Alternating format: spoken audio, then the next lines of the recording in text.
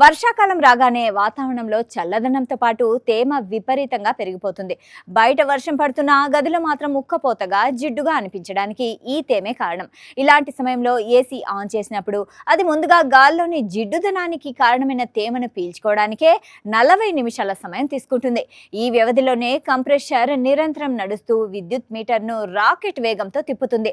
అయితే వర్షాకాలంలో ఈ తేమ సమస్యను అధిగమించి కరెంటు బిల్లును నెలకు 700 నుంచి 800 వరకు తగ్గించడానికి ఓ సులువైన హ్యాక్ అందుబాటులో ఉంది.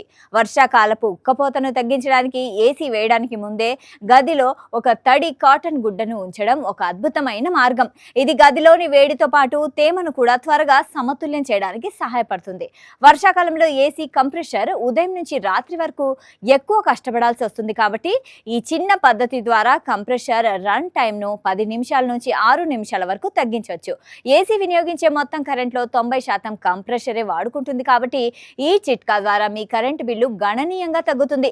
ఈ హ్యాక్ ఉపయోగించడానికి ఒక కాటన్ టవల్ను నీటిలో నానబెట్టి బాగా పిండి ఫ్యాన్ కింద ఒక కుర్చీపై లేదా టేబుల్ ఫ్యాన్ ముందు వేలాడదీయాలి.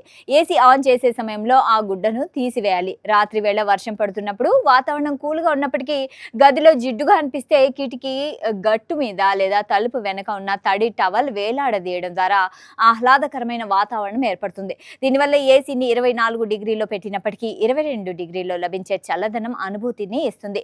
అయితే వర్షాకాలంలో వర్షపు తేమ ఇప్పటికే ఎక్కువగా ఉంటుంది కాబట్టి తడిగుడ్డను ఎట్టి పరిస్థితుల్లోనూ ఏసీ ఇండోర్ యూనిట్ దగ్గర లేదా దాని ముందు ఉంచకూడదు. అలా చేస్తే ఏసీలోని పీసీబీ సర్క్యూట్ షార్ట్ అవ్వడమే కాకుండా కూలింగ్ కాయిల్స్ పై బూజు పట్టే అవకాశం ఉంటుంది. దీనివల్ల అనవసరంగా 3000 వరకు రిపేర్ ఖర్చు తలపైన పడుతుంది. దీంతో పాటు వర్షాకాలంలో విద్యుత్ బిల్లును సగం వరకు తగ్గించుకోవడానికి కొన్ని ప్రత్యేక జాగ్రత్తలు తీసుకోవాలి. ఏసీని 16 నుంచి 18 డిగ్రీలలో కాకుండా 24 నుంచి 26 డిగ్రీల మధ్య నిర్వహించాలి. ఏసీతో పాటు సీలింగ్ ఫ్యాన్ను తక్కువ వేగంతో తిప్పితే చల్లటి గాలి గది అంతటా వేగంగా వ్యాపిస్తుంది.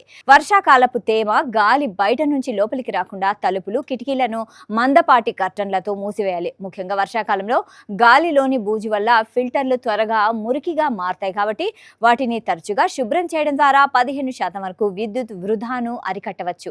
సాక్షి టీవీ ప్రసారాలను నిలిపివేయటం చట్టరీత్యా నేరం. సాక్షి టీవీ ప్రసారాల కోసం మీ స్థానిక కేబుల్ ఆపరేటర్ను వెంటనే సంప్రదించండి. DTHలో ఇంటర్నెట్లో కూడా సాక్షి టీవీ ప్రసారాలను వీక్షించవచ్చు.